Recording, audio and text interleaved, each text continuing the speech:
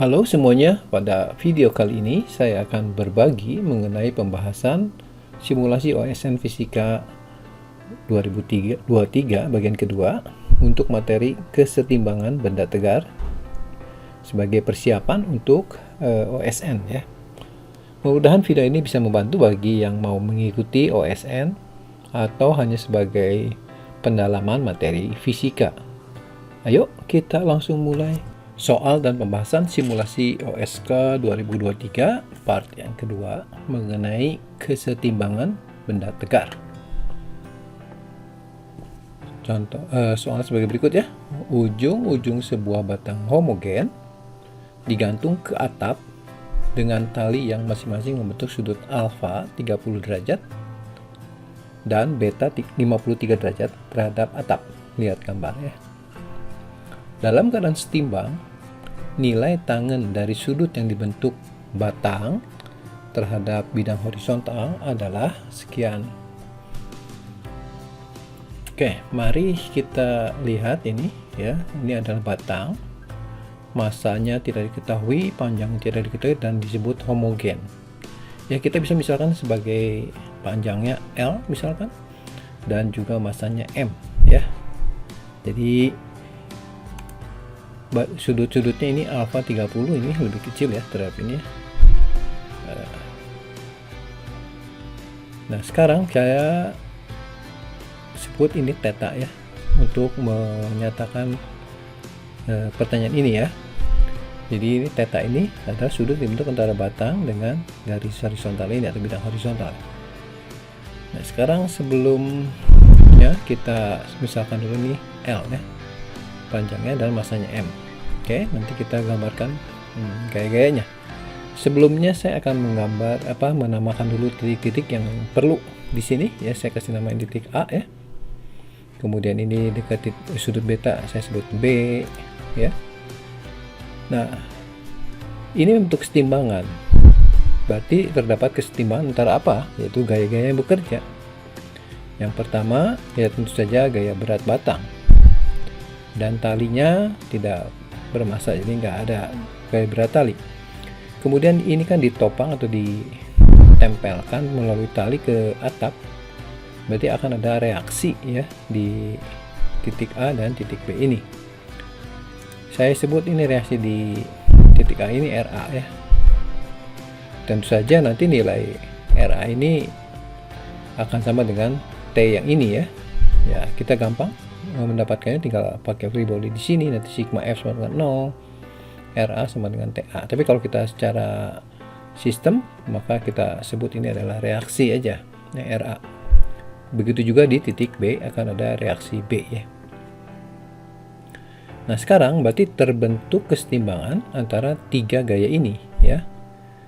Berarti kalau kita perhatikan ya, gambar garis kerja gayanya ya. Jadi RA di sini, nanti RB di sini akan berpotongan dengan gaya berat di sini. Berarti ini berpotongan di satu titik. Ya, berarti dia bisa membentuk kesetimbangan ya. Nah, sekarang saya akan menghitung dulu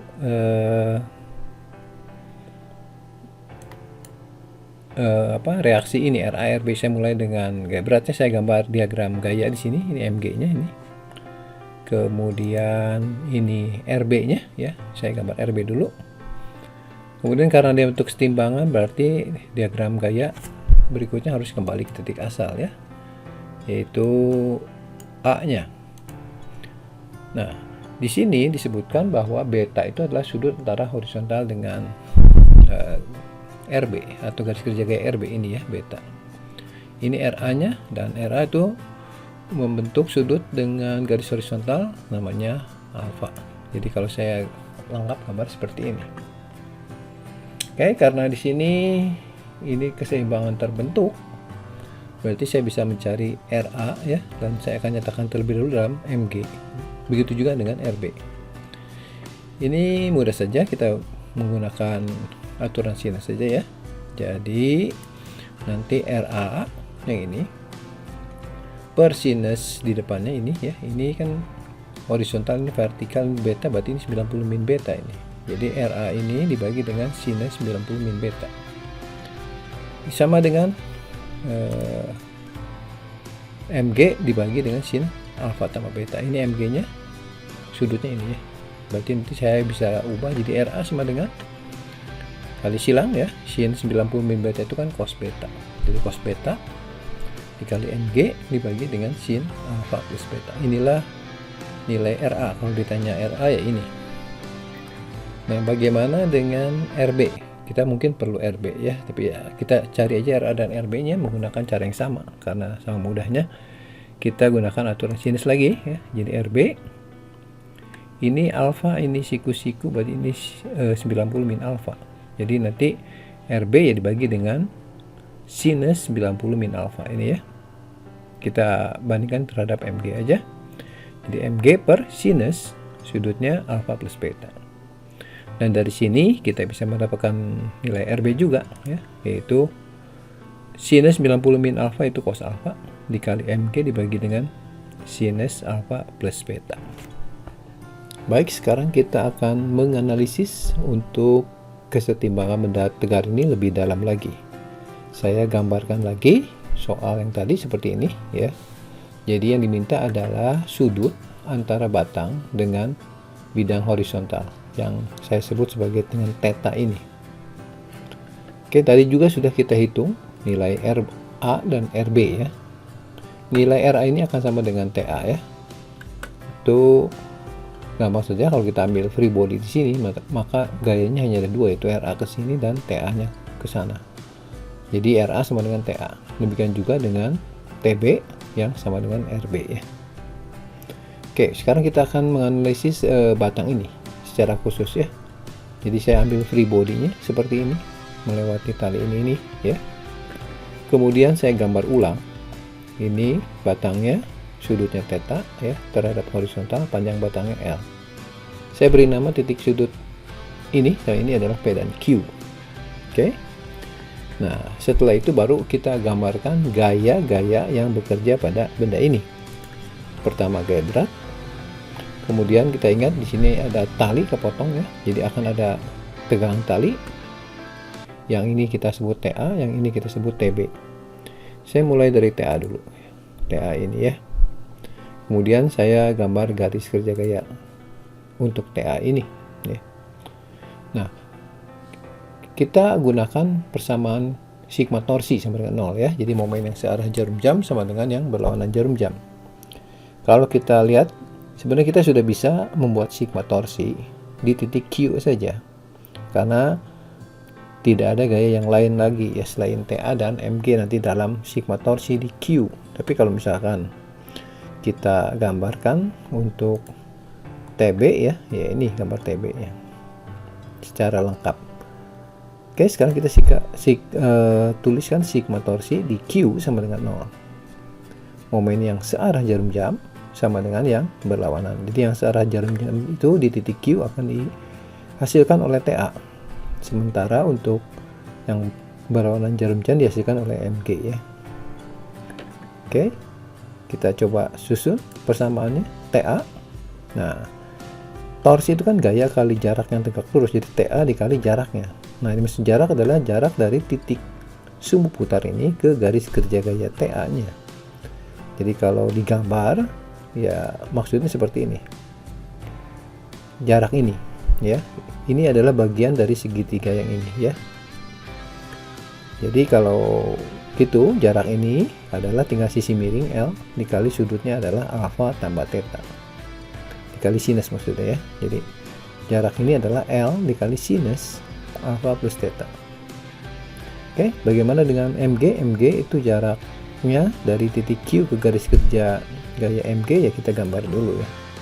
Ini theta, ini juga theta dalam berseberangan, sehingga nanti lengan momen untuk MG ya dari sini ke sini, yang tidak lain adalah setengah L kali cos theta ya. Ini kan nilai sampingnya. Oke, jadi persamaan sigma torsinya sudah lengkap. Kemudian kita substitusi nilai TA nya yang tidak lain sama dengan RA ke sini ya. TA nya kita ganti dengan RA sama dengan MGL ya kali cos beta per sin alfa tambah beta dikali dengan sin alfa tambah theta. Sementara yang ruas kanan setengah MGL kali cos theta ya. Oke. Nah, ini untuk menyelesaikannya kita coret dulu MGL-nya, kemudian sin alfa plus beta yang di bagian penyebut sebelah kiri ini kita pindahkan ke kanan. Jadi persamaannya seperti ini ya, cos beta yang ini dikali sin alfa plus theta yang ini akan sama dengan setengah cos theta yang ini sin alfa plus beta. Oke.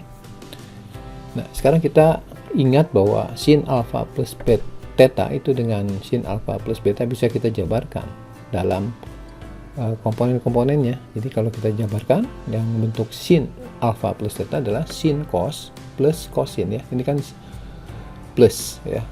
Sementara yang kanan sin alfa plus beta sin cos plus cosin juga ya.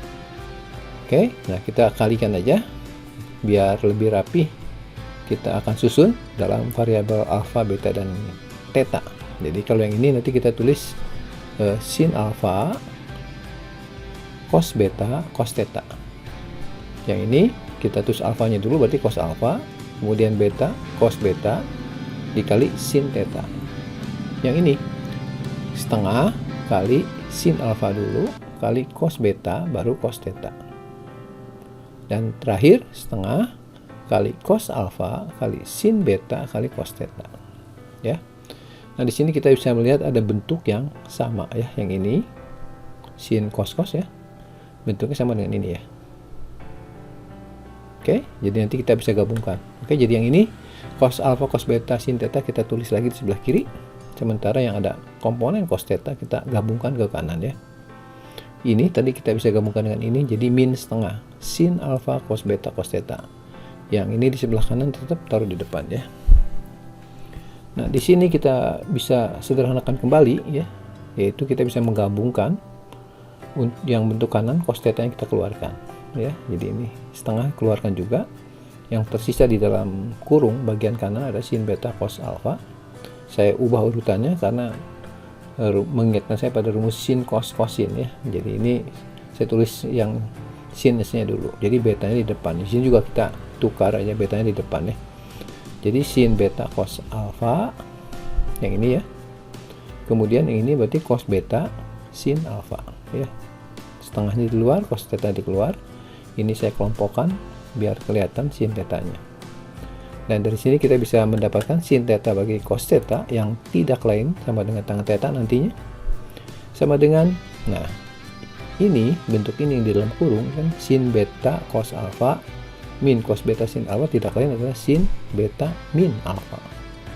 Yang ruas kanan cos alfa cos beta yang kita pindahkan ke kanan gabung dengan 2, jadi 2 cos alfa cos beta. Nah, dari sini kita bisa langsung sederhanakan sin theta per cos theta itu kan tangan theta.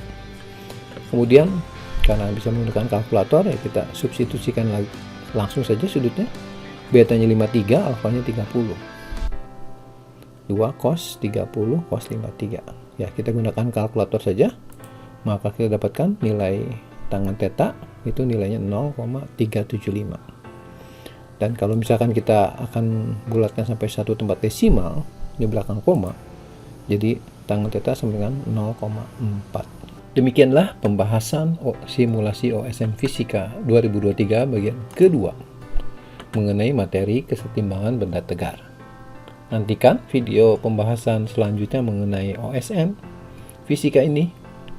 Jangan lupa ya untuk subscribe, share, komen sebagai bentuk dukungan pada saya. Dan nyalakan notifikasinya supaya tidak ketinggalan untuk video-video terbaru dari saya lainnya. Sampai di sini, sekian dan terima kasih.